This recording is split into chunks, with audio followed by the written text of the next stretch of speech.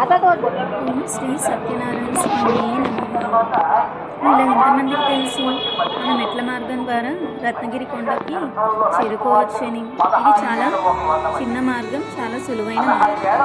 పెద్దగా శ్రమ పడాల్సిన అవసరం లేదు. ఇక్కడి నుంచి మొదలు పెట్టగానే స్వామివారి పాదాలు కనబడతాయి. సో స్వామివారి పాదాలను నమస్కరించుకొని మన కొండపైకి మన ప్రయాణం మొదలు పెట్టవచ్చు. సో కొండపైకి రాలేని వాళ్ళు ఇక్కడ ఆగి స్వామివారి పాదాలను దండం పెట్టుకొని టెంకాయని సమర్పించి ప్రసాదాలు స్వీకరించి వెళ్ళిపోతారు. సో వాళ్ళ నమ్మకం ఏంటంటే స్వామివారి పాదాలను నమస్కరిస్తే ఆయన్ని చూసి నమస్కరించినట్టు నమ్మకం.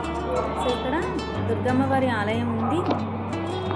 ఆయన లోపల వీడియో తీయకూడదు కాబట్టి మనం తీయలేము. సో ఈ మార్గ మధ్యంలో మొదలు పెట్టగానే మనకి చుట్టుపక్కల పచ్చని వాతావరణం కనబడుతుంది.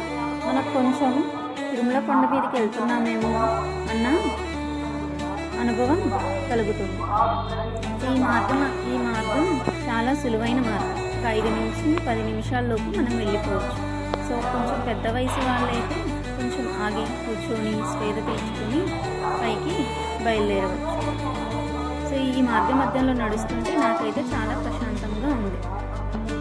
సో స్వామివారికి దగ్గరికి నడుచుకొని వెళ్తున్నాను అని ఒక ఆనందం నాలో అయితే ఉంది. సో మనము ఈ మార్గం పైకి చేరుకోగానే మనకి మొట్టమొదటిగా కనపడే ఆలయం వనదుర్గ అమ్మవారి ఆలయం. సో వనదుర్గ అమ్మవారు అంటే స్వామివారి అక్కగా పిలువబడుతున్నారు. ఇక్కడ ఏ ఉత్సవాలు మొదలుపెట్టినా ముందు అమ్మవారిని ఉత్సవాలు చేసి తర్వాత స్వామివారి ఉత్సవాలు మొదలు పెడతారు. సో ఇక్కడికి చేరుకోగానే అక్కడ కనపడే మార్గంలో పైకి వెళ్తే మనకి సత్యనారాయణ స్వామి గుడి కనబడుతుంది. సో మధ్యలో రామాలయం కూడా ఉంటుంది. ఎంతో ఆహ్లాదకరమైన వాతావరణం